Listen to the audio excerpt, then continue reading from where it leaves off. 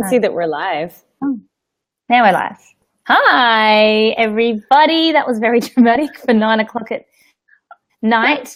I am here with my favorite girl from the other side of the world, Nicole, and we've jumped on Facebook Live because, well, we don't really need an excuse. No, we don't. Are you kidding me?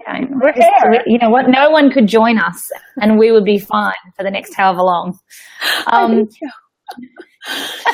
seriously feel that way too. I know. We'd be just fine. So funny. Just like with we've got people already saying, hey, lovelies. I don't know how that's coming from my Facebook account because technically that would be from me. I feel like it could be I thought Wendy. for a second maybe you were saying hi to her. Hi, Wendy. Okay, maybe it's Wendy. Wendy's just doing her job. Wendy's doing her job, and then she'll be like, oops, crap. Anyway, that's funny, but we love it. We love it. I don't care. Everybody knows that I have Wendy that helps me, so that's awesome. Yeah. But we are here for, it's Amy. Sorry, Ames. It's Amy. I have several people that clearly. Get your people straight, Nat. Yeah, right. I need to get my people straight. I need to, all good. And we just look like we're talking to ourselves right now. Anyway, one of the reasons we decided, or the main reason, aside from all the things that we do together to jump on here tonight, was we wanted to talk about how to fix your period, because currently your Fix Your Period program is on sale, epic sale, of 70% off. And I'll give everybody the link. We should have put that here first. Yeah. But that's easy. That's easy. You can literally go back to the Facebook message or Facebook post that I put that up. It's everywhere. It's everywhere. And we are really keen to answer. Look, we've got questions coming through already. Anyone's questions around periods, lady bits, reproductive systems, whatever, so long as it's got to do with your lady bits, we don't mind. Exactly. And we also need to say thank you to Nicole because it's 7 a.m. in New York. The things she does for us. Oh, Nat. I was saying to Nat earlier before we went live that she does this all the time for me. I think, in fact, you have gotten up at 5 a.m. to record a podcast in the past. Yep. And I have. It's actually nothing I can say about that. It's easier with like no possibility of children. Yeah. Like much easier when it's just like they're not even going to be a factor at 5 a.m. Right. So having said that, last night I slept so badly. Me too. Oh my goodness. And we had children in the bed. We had prolific words being flown around after Geordie hit Chris in the face. Livy woke up this morning and said, Mummy, did Daddy say a rude word last night? I'm like, mm-hmm. So it was not a good night. I'm hoping for a better night tonight. But anyway, we're here. And for those of you who don't know Nicole, do you want to tell everybody a little bit about you? Hi. Yes. So I am Nat's other half on the Period Party, in case you didn't know. And I'm a women's health coach. I'm the creator of the program Fix Your Period, which is a 12-week program. I'm breaking down pretty much everything within that program for women who are dealing with a whole host of period problems. And what else? Let's see. I live in New York, so I'm not in Australia, unfortunately, one of these good days. And yes, oh my goodness, someone actually said that on Instagram, was like, oh my goodness, did I miss you being here? I'm like, no, not yet, but one day. Yeah, no, one day soon, I reckon. No. If I was coming to Australia, yeah, we would have many Instagram stories together and all the things. We do it. Now, the problem with this is when I put this up, we can't see you. So I'm quickly going to read it. I'm going to take it down. And hi, Sally, join us. Okay. I've lost my period 3 years. My gyno gave me a tablet to get it back again, and it didn't come back. Her next advice was to go on the pill for a month to see if everything is working. Should I take the pill? She recommends an MRI scan to check my pituitary gland. I'm going to hide this now just so we can see Nicole again. Yeah. Oh, hi. Oh, that's so funny that you can't bring up the messages and me. I can reread it if we need it, but we've read it now. So basically no period for 3 years, and the pill will fix it according to her doctor, and an MRI will check her pituitary. What do you say? What do you say? I know. I'm so sorry about that, first of all. I would find another doctor, actually. That's your first step. Honestly, I mean, She's right. I'm just like, find another doctor. Yeah, I would find another doctor immediately, and I would get hormone testing done immediately. If you haven't had a period for 3 years, I'm thinking you should be testing your FSH and LH, and I'm actually curious why your period has disappeared. I mean, the typical causes are low body weight, under eating, over exercising. Those are typically what shows up. So she is post pill though. Oh, post pill. Oh, right. Whoops. Yes. Yeah. Okay. That was the fourth cause.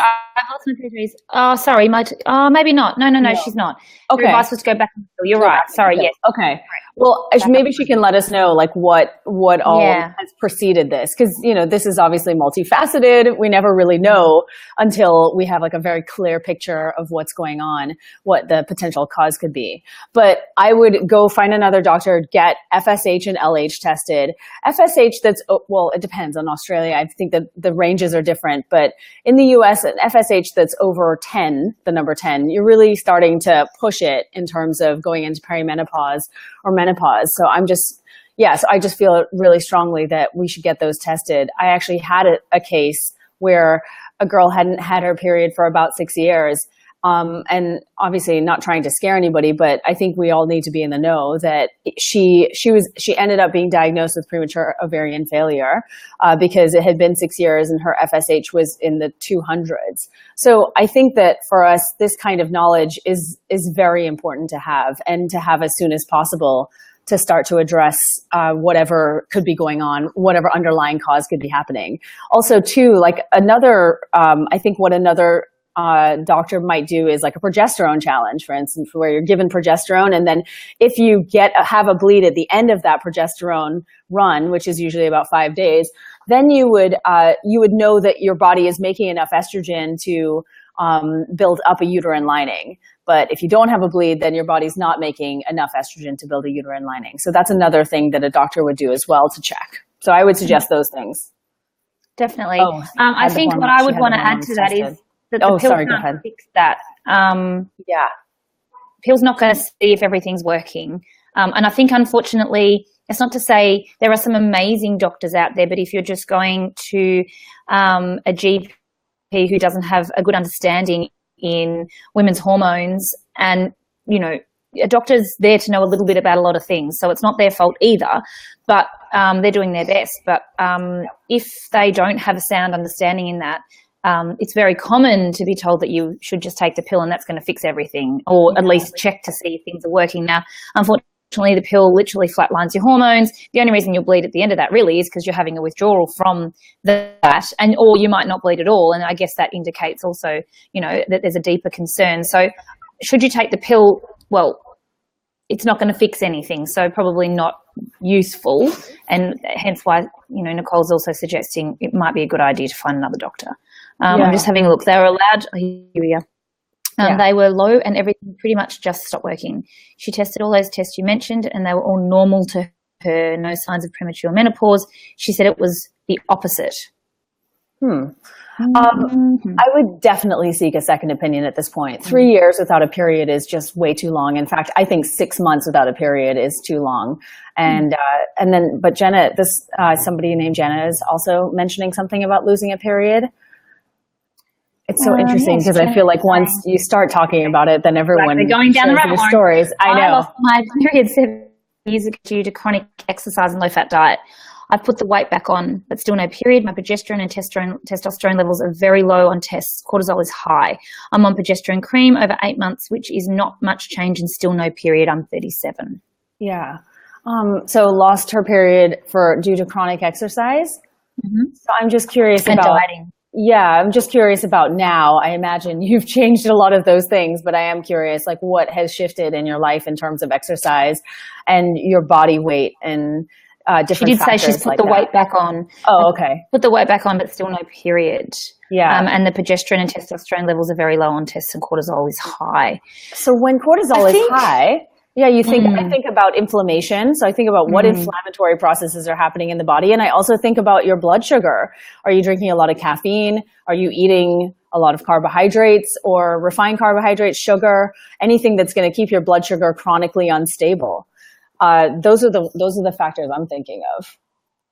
The other thing that comes to mind with that, and I don't think anyone could go wrong, and if you don't know really where to start, I always say to patients, if you are not addressing your gut and your gut health, you must start there. There is no other place to start, and then you can work out where to next. But if the fundamentals aren't there, if you don't have the backbone, if you can't assimilate nutrients, if your gut's leaky, if it's causing all sorts of inflammation, then you have to start with that. And there's kind of no way around that. And then there kind of can't be any way around that. So, you know, I would be saying that as well. Anybody who's used the pill for a long period of time, which most people have at this point, then you really need to address your gut health. Yeah. Yeah. There's lots of people saying hello. I'm just showing. Hi, ladies. I know. There's other people.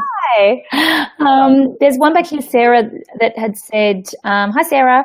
I've been off the pill for 2 months and my last 2 periods have been 1 day long. I've also broken out in lots of acne, not sure what is going on, feeling sluggish too. Yes, I know. The bane of everyone's existence, adult acne. Okay, so Sarah, just so you know, this happens to a lot of women, so you're not alone in that respect. And I wouldn't worry about the periods being a day long. That definitely can happen too. I mean, as you can see, there are some women who don't get their period back at all, or don't for a long period of time. So the fact that you're consistently getting a period is a good thing. The acne part, the problem is that our bodies were basically, our hormone production was just being suppressed for however long you were on the pill for, or that's what was happening to your body. And so when that happens, and suddenly they're no longer suppressed, it's like a cascade. So I got excited. Yeah, they're like, yes, we're going to just go into overdrive now because we've been suppressed for so long. We're going to make all of the hormones. All the hormones, exactly. The problem is that the pill can mess with our gut health. So it can totally mess with the way our gut processes, or our liver and our gut actually processes estrogen. So those estrogen metabolites could be a little bit too much for your body. Estrogen metabolites are just like the processed version of estrogen. And so what ends up happening is your liver's overloaded, your gut's not functioning well. And so these are all detox mechanisms for your body. So what shows up for a lot of women is acne all over their face, their neck, their back, their chest.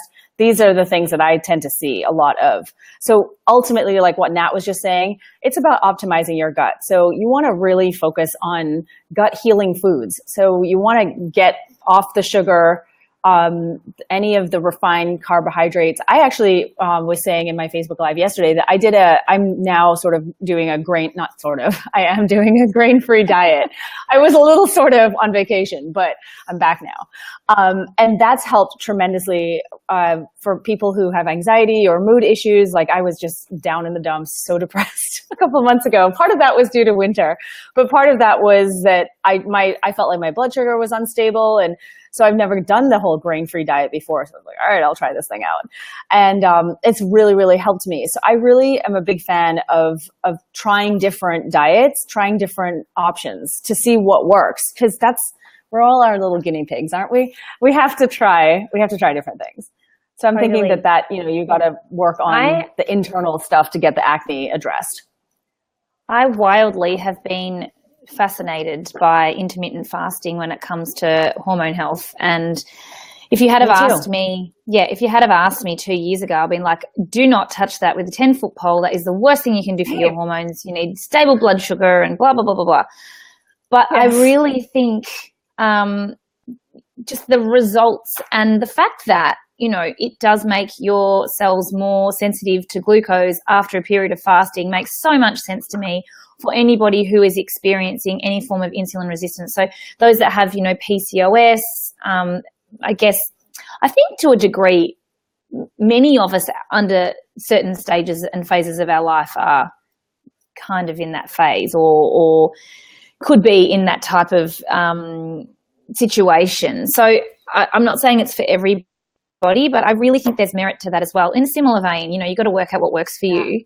But I had a patient that literally hadn't had a period for 16 years. Not only that, she'd had damage to her pituitary. She was vegan and she came to me to fix her period. And I was like, oh my goodness, no, like, I don't think I can. Not I know. Because of any other reason other than the fact that she had a damaged pituitary from a car accident. So I was like, I don't even know. Like, I don't know. You haven't had a period for 16 years. I don't know what I can do. On top of all of that, I started treating her. It was all great. And she went and she was feeling better, but she still didn't have a period. She came to me and she said, I've been intermittent fasting. I'm like, oh my goodness, are you kidding me? This is ages ago. And I was like, no. Anyway, within weeks, her period returned. And she emailed me just before Christmas and she was like, I got my period back. And I'm like, you kidding? What? I was like, I was amazing. Shocked. It was amazing. But I think it's very interesting just to look at adjusting. I don't think we can discount diet. And I know we want to, and we want to kind of say, it doesn't really matter. But it really does matter. It really does. Your food's either going to take you where you want to go or where you don't want to go. And that's it. There's no in between. So I think that's really important to look at as well. And maybe intermittent fasting is not necessarily where you're at, but maybe cutting out grains, like you're saying, if there is inflammation in the body, or, I think there's so much that we can do. We've got lots of people joining us now. For everyone's and I was going to say, there was a question, I think, from Joe about going grain-free and what that means. It's not the same as gluten-free. So gluten-free is just cutting out anything that has gluten in it, like wheat. Right. So like wheat, for instance, or barley. But grain-free is like cutting out all grains. So anything that is made with flour, that includes barley, corn, buckwheat, regular wheat. All the grains.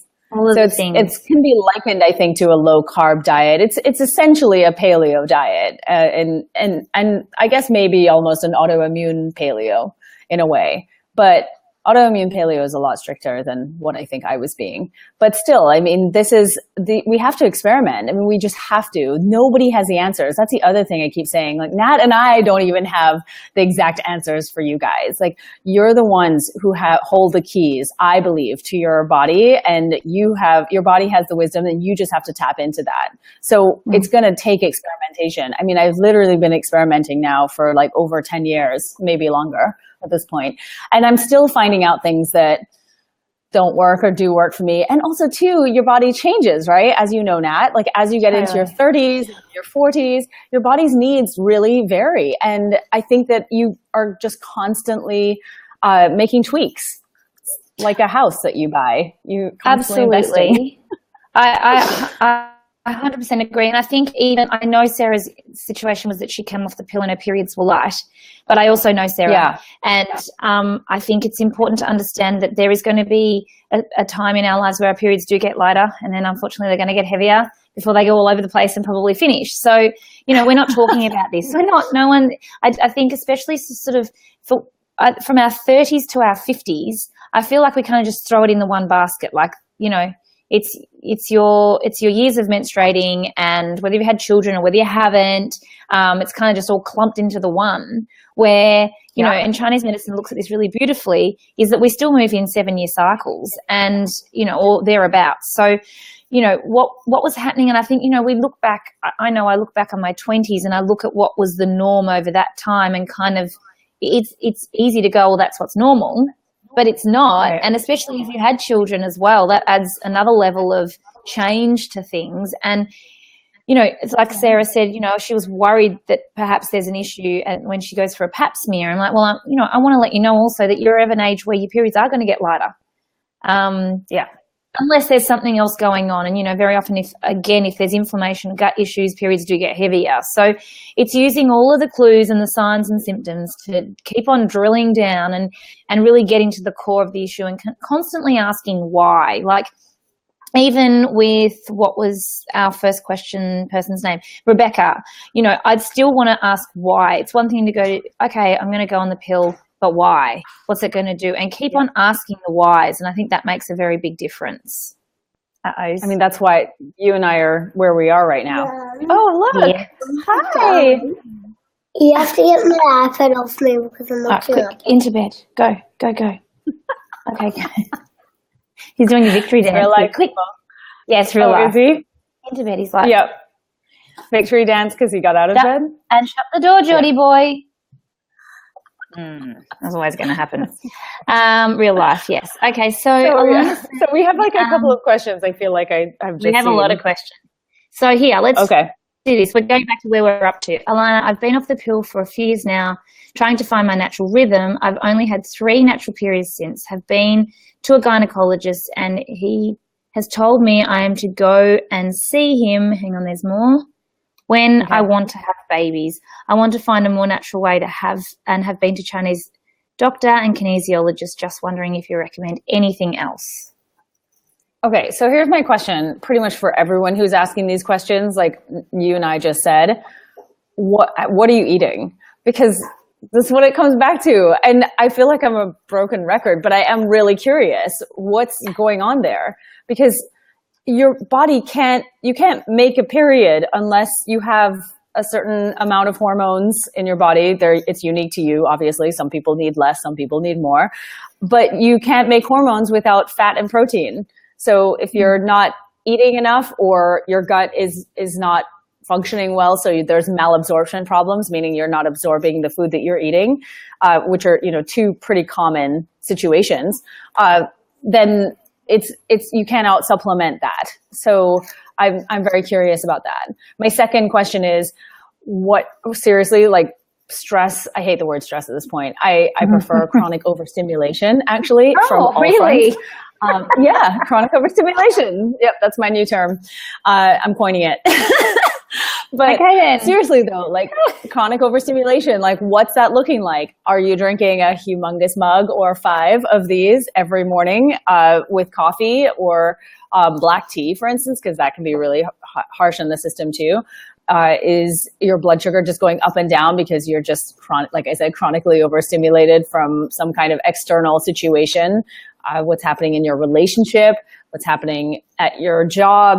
I mean, these are a lot of factors. I think it's great. I love these questions, but I think that you really have to be able to drill down and look at every facet of your life. That's why, with clients, usually, Nat, you probably do something similar. Like you have them look at a whole circle of different facets of their life and figure out like where on the spectrum they are. Is it good, great, terrible, in between somewhere? And I think that those all contribute to that cup, right? And if your cup is sort of like halfway here, then something's missing, and that's what's causing this symptom to show up. Because as far as I'm concerned, all of these things are not necessarily conditions. They're ultimately symptoms of an underlying problem that just has to be addressed, and the symptoms resolve for the most part.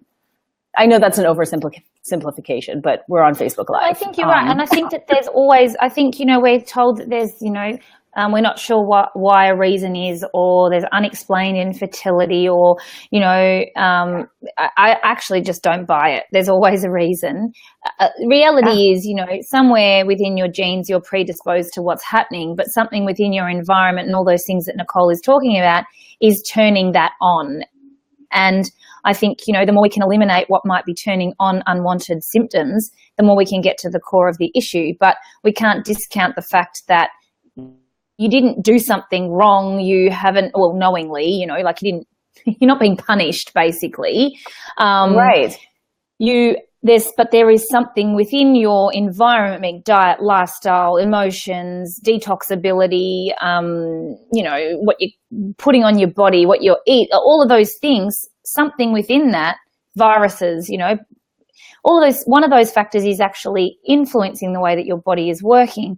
What I want to say for Alana is, if your body's not in a position to be having a period, you've got to get to that position before it's ready to have a baby. And it's just one way your body's saying to you, not yet, like I'm not there yet. And I know that can be confronting, but it doesn't have to be difficult to get you there. And I would say that if you're seeing the right practitioner and you're listening to what they're saying and you're doing the right things, it doesn't take a long time, I don't find, to turn things around. I don't know, Nicole, what you say to your patients, but I generally say to patients, give me 12 weeks. But you've got to do the work with me. But give me 12 weeks. Yeah. And that's not a long time when it's been 15 years of not having a period, or 15 years of being on the pill. 12 weeks is not going to be your undoing. So I would say just feel encouraged to look a little bit further, and it looks like you are looking into great things. And kinesiology is amazing, especially when it comes to the hidden things that we can't see, the emotional aspects of things. I think, Chinese medicine, obviously that's my background. You want to be seeing a Chinese medicine doctor that has a background with hormones, because, traditionally the way that we treat something with Chinese medicine is amazing, but we do need to look at things from a modern perspective, and the way that we saw traditional illnesses aren't necessarily the way that we see them today. So you need to find someone that can sort of translate, and most doctors can, but you definitely want to find someone that knows what they're talking about. Yeah, I would say so too. I think the other thing I've noticed too about the questions, and always with questions on like a phone call or a Facebook Live or something, is that they're from a very sort of traditional medicine viewpoint, in that everything's sort of been siloed off, right? And if you guys think about this, if your doctor will say to you, well, you have luteal phase defect, or you have, whatever, long period. I mean, we've all been diagnosed with something, so to speak. I mean, I was diagnosed with whatever, I mean, post-pill amenorrhea, that wasn't really a thing back then, but that's essentially what my doctor told me. And so it almost forces you to not look at the bigger picture, to look at the fact that there are all these different parts playing a role in this particular symptom that's happening. And so instead you're just looking at this one diagnosis and not hoping focusing for the one thing. Like the one thing. Yeah, right. What's precisely. The one thing, Nicole, that I can do? It's like, I do wish. I know. Exactly. I mean, Lucy, you're talking here about when should you start progesterone cream in a cycle, day 12, day 26. This is an excellent example of what I'm saying to you, is that you actually have to know when you're ovulating, if you're ovulating, to be able to take progesterone cream, in my opinion. Again, I'm not a doctor, and so that, that's that. But I think that you should only be taking progesterone after you've ovulated. That's my thought on progesterone cream. However, with that said, I also am not a huge fan of progesterone cream, because it works really differently for different people. You can be taking it and it actually gets stored in your tissues. So you could still be taking it for a long period of time and still show as low progesterone, even though you're experiencing all these symptoms, even things like depression and moodiness. And you're showing as low progesterone, but it's in your tissues still. So it's being released by your body. It's not showing up on blood work, for instance. So progesterone is such a it's like a nuanced approach when it comes to progesterone. You really have to be careful with it. We don't even know how much our bodies actually make on a monthly basis. And yet we're just being prescribed a dosage of progesterone cream. So we may be either inhibiting our body's production of natural progesterone, or we might just be getting too much and then the body doesn't know what to do with it. So it just stores it away. And then when you come off of it, you have side effects for a long period of time, because your body now doesn't sense that there's a lot of progesterone, so it can release it en masse. So there are a lot of factors to consider. That's kind of the point of what I was trying to say there. I think the most effective way to increase progesterone is to generally, unless you've got low estrogen, is to lower your estrogen. Unless your hormones are low regularly. Yeah, I mean, this is what we do. And it's, again, another example of, oh, wow, low progesterone. Let's just give you some because it's low. Well, hang on. Why is it low? Right. Is it low because you've got low hormones in general? Is it low because your estrogen's high? Like, this is what you want to find out. And sometimes your tests won't tell you that, but your signs and symptoms generally do. So, tests can be awesome, but they are a snapshot of a window in time. And they don't necessarily, if you were testing every single day of a month that you were regularly having a 28-day cycle and living on a beach in Fiji, well, then maybe you might get a really accurate reading. But there's so many variables that it doesn't really give us an accurate reading. So I think what's important is to understand, like Nicole's saying, when are you ovulating? And I think the tricky part again with that is traditionally we test on cycle day 21 to see if you're ovulating, and then what happens if you haven't ovulated yet? You're going to be told you're not ovulating. So it's about you having this information, because traditionally the way that we've looked at hormones has definitely changed. There is so much that we can add on to the way that we're looking at it, and I think the best thing you can do is get clued up so that you don't take anyone's word for it and you work it out. Start to look at things for yourself and work out what's going on in your body. Okay, so Tara has a very long question. Now we can't see Nicole. Yeah, I see this long question here. I can't see your face either now. But I was going to say really quickly, just to add on to that, last thing, when it comes to testing, everyone, Nat and I, we're big fans of treating not treating the test results, but treating the symptoms, because that's ultimately what you have to do. You have to come back to what your body's telling you.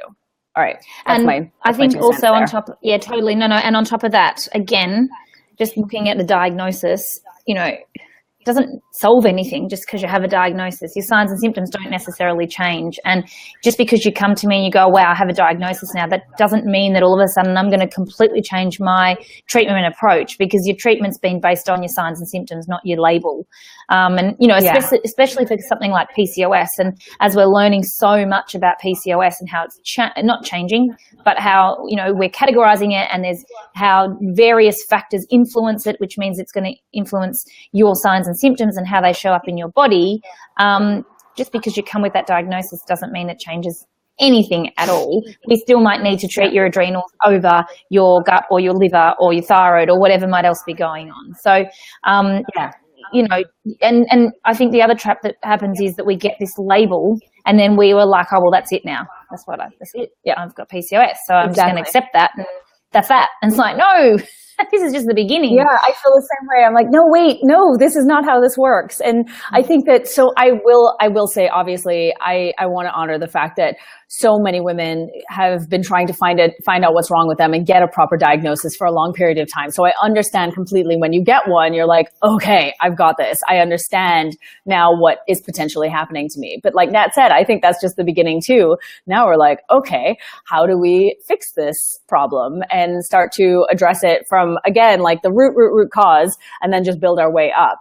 Because a lot of these conditions are fixable.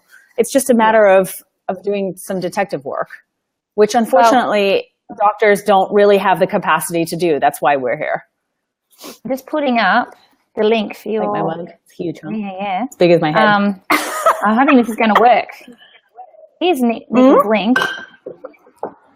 So does that work? Oh, there's a link to your... Look, there's a link to there it is. Okay, sweet. It's your period. I'll take that down in a second. It's in the notes as well, and I'll put it at the end. But anyone that wants to check out, NK sale. I know. Well, everything that I put up is NK.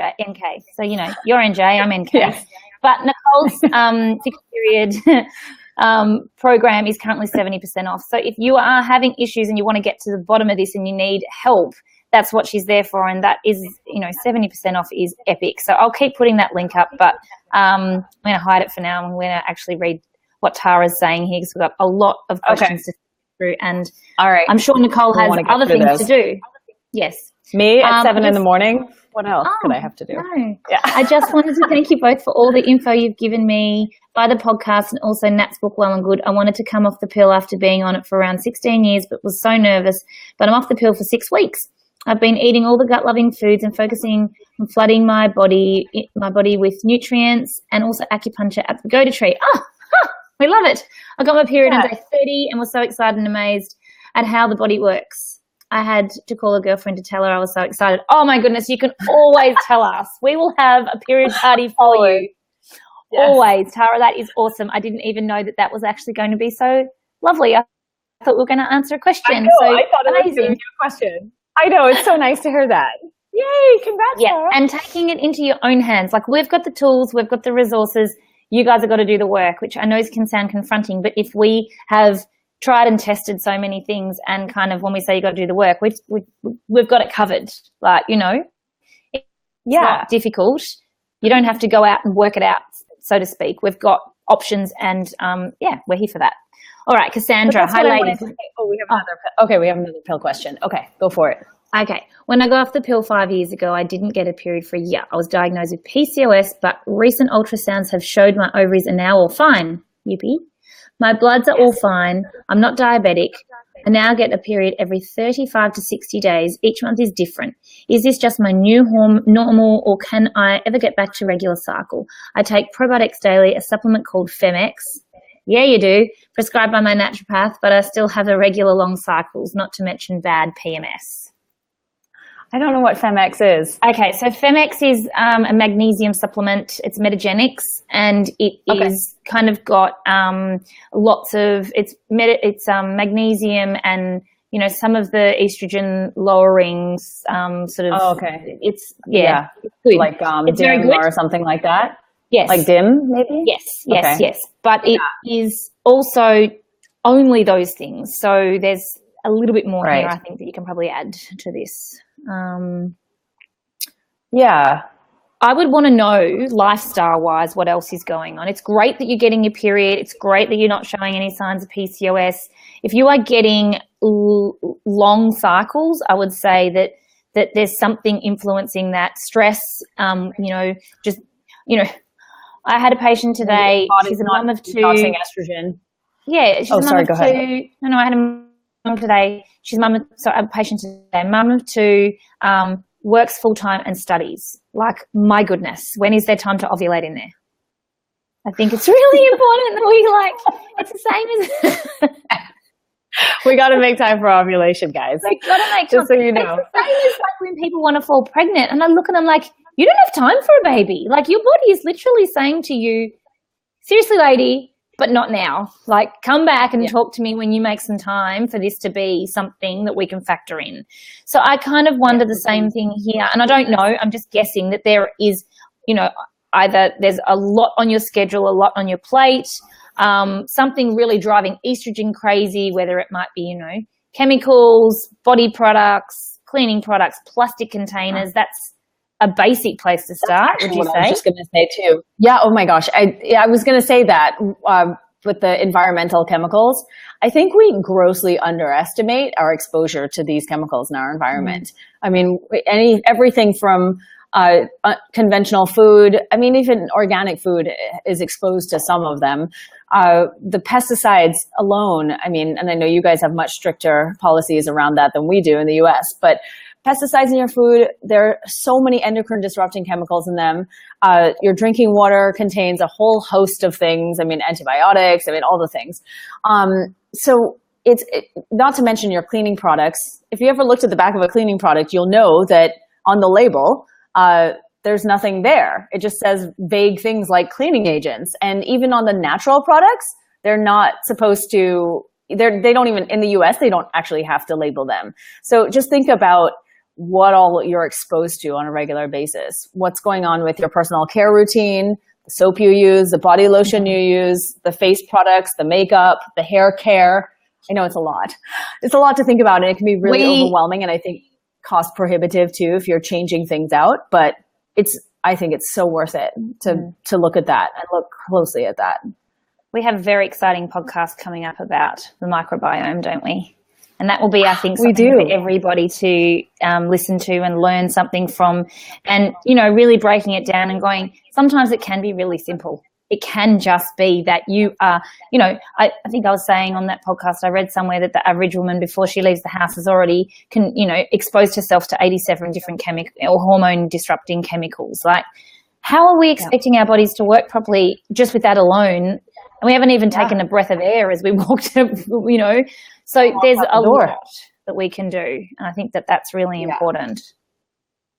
Yeah, I think it's really critical for everyone to remember too that you have the answers. It's just a matter of continuing to explore. And that can feel very time consuming, but your health is worth it. Your life is worth it. There's nobody else that's going to be more interested in your well-being than you in this lifetime. They shouldn't be anyway. Well, I mean, sometimes maybe, but no, there won't be. And so it's really important for you to do the legwork. Question from Rosie. Hi guys, my periods tend to be very dark and clotted. I also experience quite severe pain, and I'm thinking this may be related. Any suggestions on how to get a better menstrual flow? For sure. So I'm curious, Rosie, if you have, the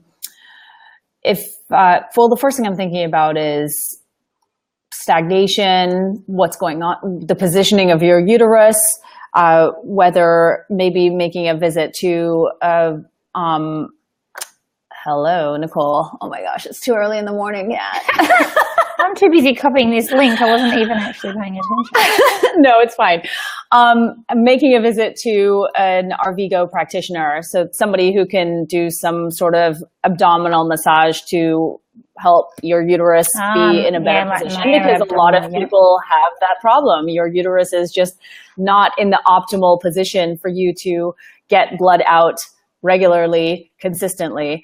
And so what happens is it pools and then causes the problem that you're dealing with. So you're basically dealing with like the heavy, dark periods with lots of clots.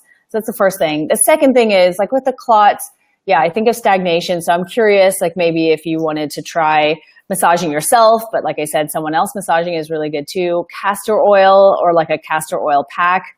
I think that's really helpful to build, just to build blood flow to that area. Exercise, I don't know if you're exercising or what kind of exercise you're doing.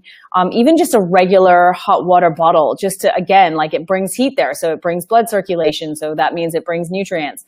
And then also too, I am curious about how your body is detoxing estrogen. That's likely a problem too. And so I think that optimizing your liver, focusing on liver cleansing foods, focusing on foods that are going to support phase 2 detoxification of your liver, because phase 1 is just one pathway, whereas phase 2 has like 5 different pathways. And so that's the one that tends to get a little mucked up first.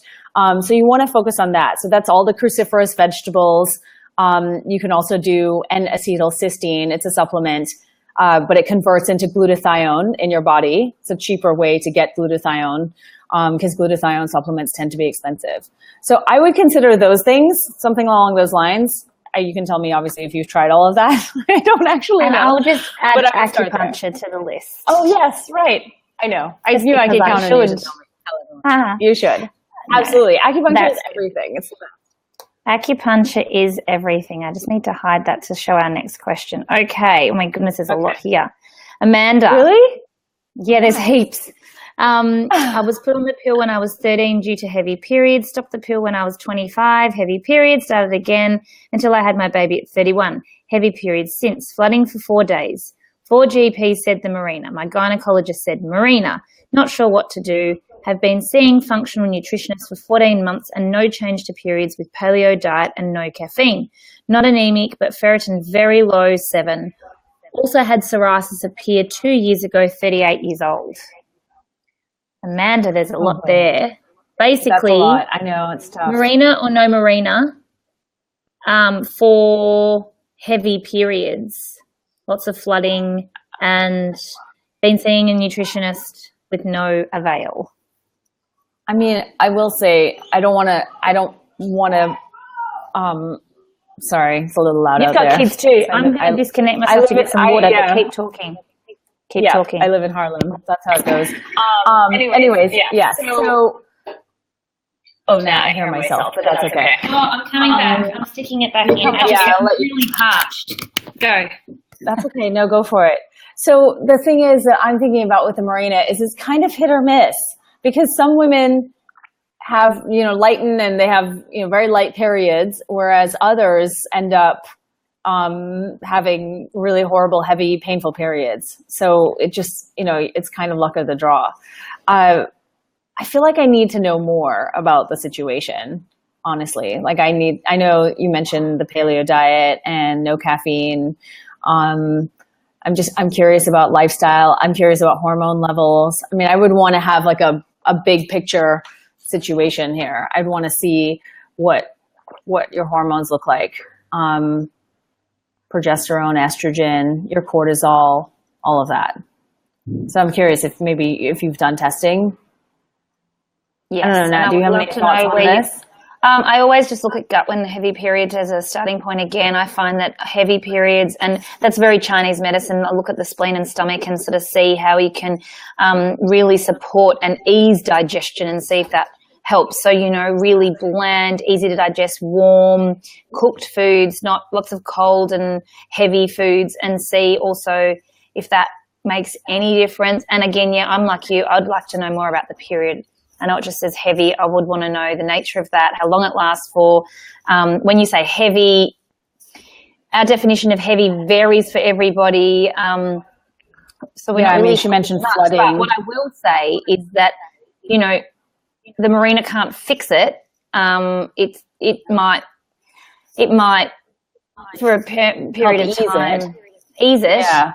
But if you've got heavy periods to begin with, there's already something that's up. So it's sort of like, okay, well, I'm going to use the Marina maybe to give me some short-term relief. That's fine. But long term, I just find that if your body's already compromised or that there's something going on internally, it just shows up somewhere else. And often just tries to scream a bit louder. So I would definitely be trying to look into someone else that can help you a little bit further. And I'm not sure yet that you've found the right doctor to help you. I know you've seen 4, but really finding someone that gets that holistic approach, I think, is a good idea. Yeah, I mean, I would ultimately, a lot of the time, this does come back to sort of an estrogen in relation to progesterone situation. So I am just very curious about that. And again, like, how is your body metabolizing estrogen? And also too, I'm just wondering, are there fibroids? Is it potentially adenomyosis? There are different conditions that are linked to this as well. So I'm just not sure if there's been a conversation with a doctor about that or looking into that to see. Yes, that good could advice. be a problem too. Monique. Yeah, sorry, go ahead. No, all good. Opinions on how long it takes to thicken endometrial lining. Mine is so thin at 1.8 millimeters. I haven't had a period for 6 years. I'm eating all of the right things. I do have gut issues, but working on them. Currently on HRT to boost hormones to thicken. I'm assuming, nope, just to thicken my lining, I'm guessing. Oh, and is that her? Yeah, I'm 27 years old. Okay. Let's see.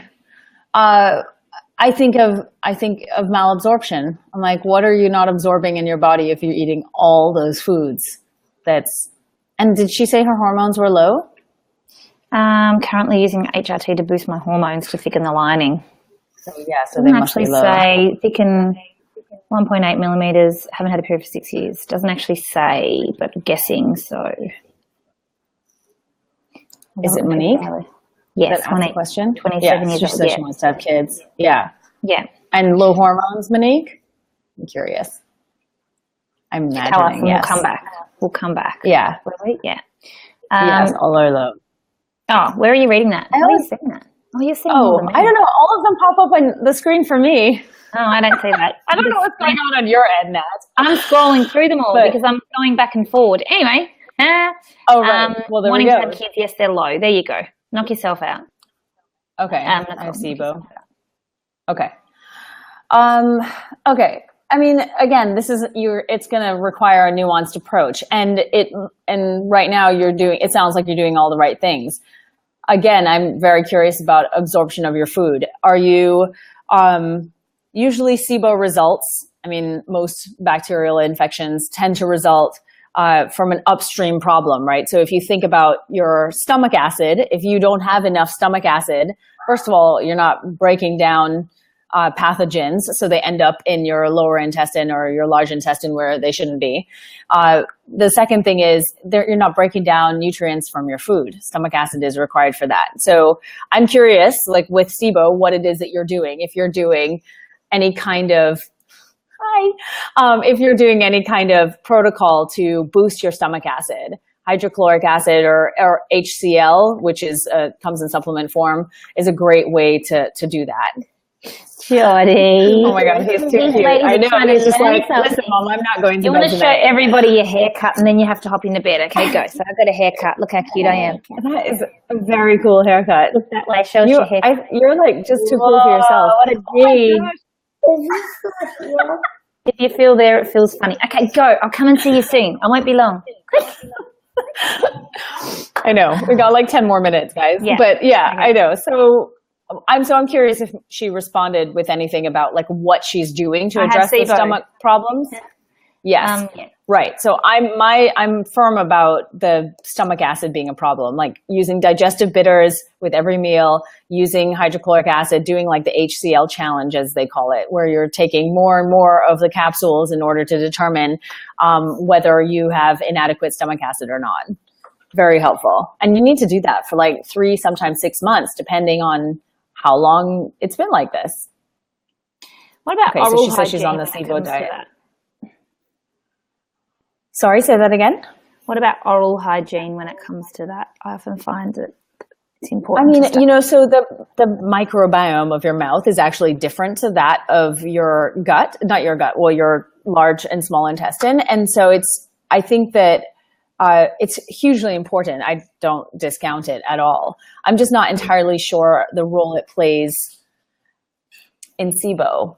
It's a kind of a chicken or an egg thing. I'm curious about how your gut, your mouth health impacts the rest of your mouth. In fact, the rest of your health. And in fact, there's a lot of evidence that shows that. I mean, like gingivitis, periodontitis, can all, that bacteria can get into your bloodstream. It actually can cause premature labor and delivery, because it's so potentially dangerous in your blood. So I think that it's like a whole top down effect almost. So the SIBO diet is fine, but if you're not addressing, I think she said the SIBO diet, but if you're not addressing the function of your gut, then you're never going to absorb the food that you need to absorb, especially depending on how long you've had the problem for.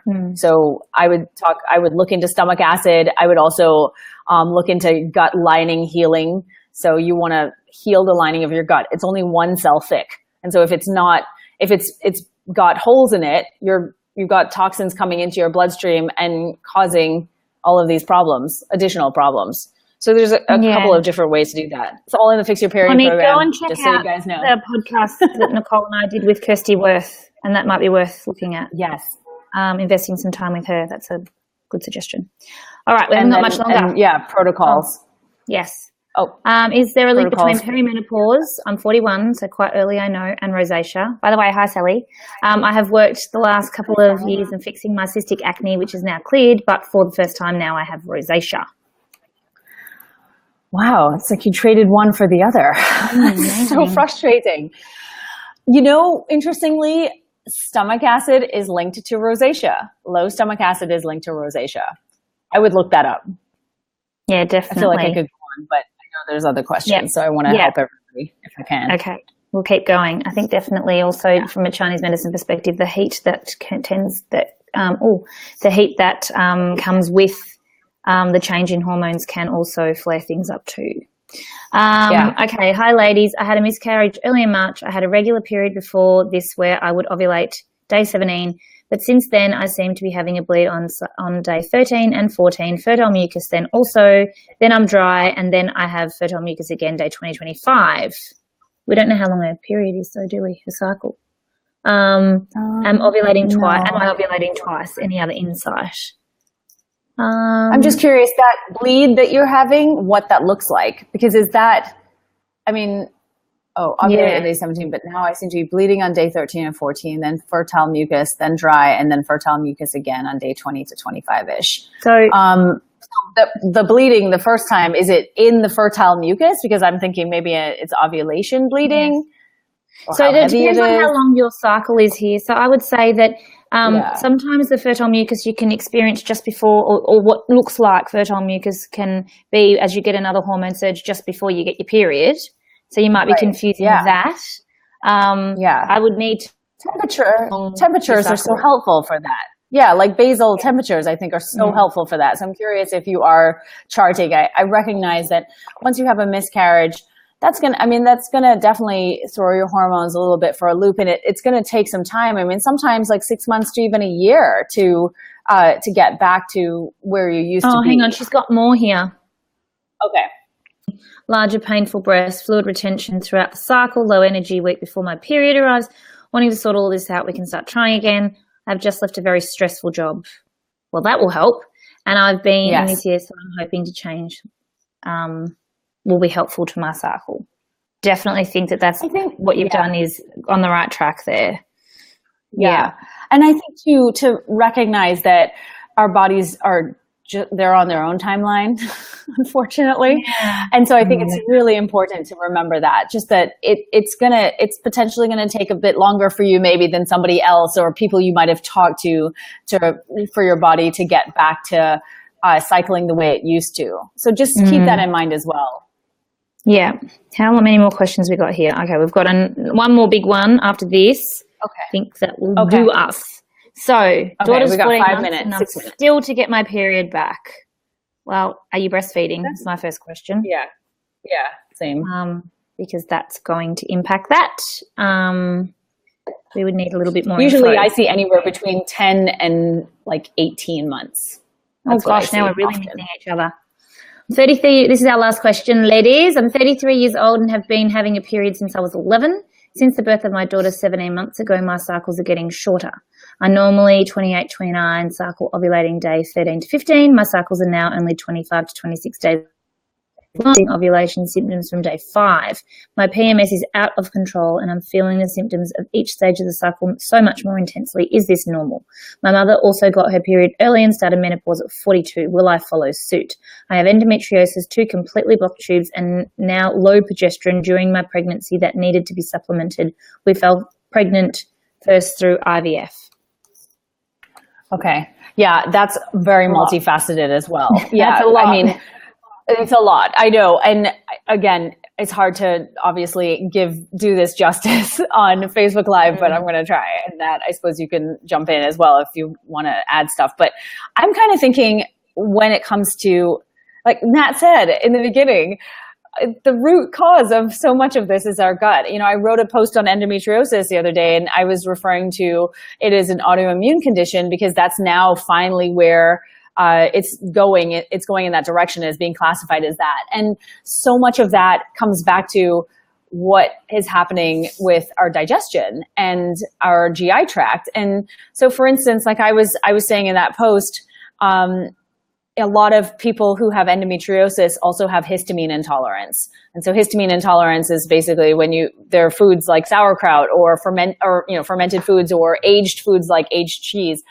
leftovers, all of these are high in histamines and they trigger a reaction. Same as if you take an antihistamine, it's the same kind of reaction. You got itchy skin or watery eyes or whatever. So foods can cause that. But endometrial cells also produce histamine. And so we have to really drill down when it comes to endometriosis and figure out and treat it as if it were an autoimmune condition. So that's, what I'm thinking. Endometriosis, as you know, is an estrogen responsive condition. So likely what's happening here is that your pregnancy reset your hormones, but it didn't reset them in the way that you would ideally like them to. And so now I think that there's just basically an imbalance usually between estrogen and progesterone, but there are other hormones that are involved too. And so I'm just thinking that that's where you need to start. I think that focusing on your gut health, your adrenal health, your thyroid health, because that's the other thing. We haven't even talked about thyroid. I mean, that's a huge component of all of this. It's all in my program, just so you guys know. Yeah, just so you know, I put the link back up there. I got all the protocols in there. Like I focus on all of these things and collectively. Yes. Yeah.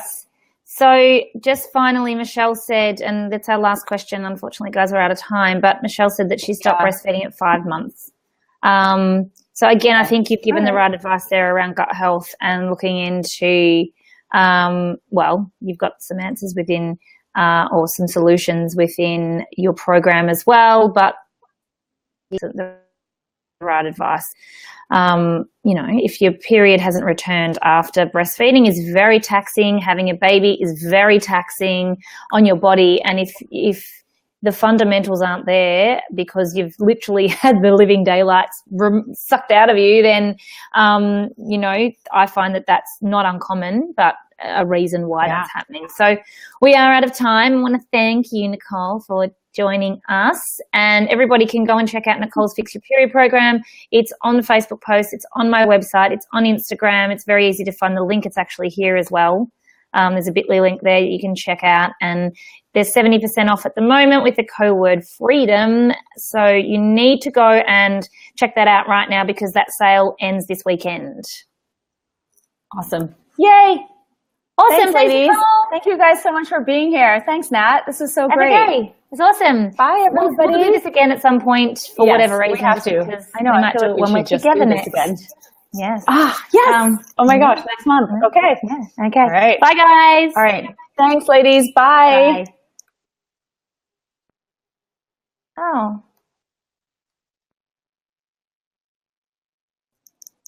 Oh, you're still there.